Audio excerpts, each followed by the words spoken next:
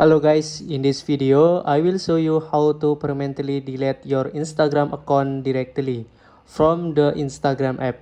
Follow this simple step to remove your account safely. Step 1. Open the Instagram app. Tap your profile picture in the bottom right corner.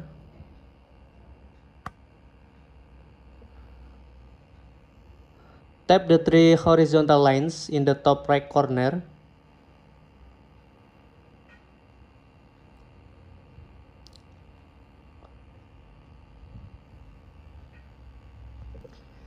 Tap Account Center. Tap Personal Details. Tap Account Ownership and Control. And then tap Deactivation or Deletion. Tap Akun Instagram.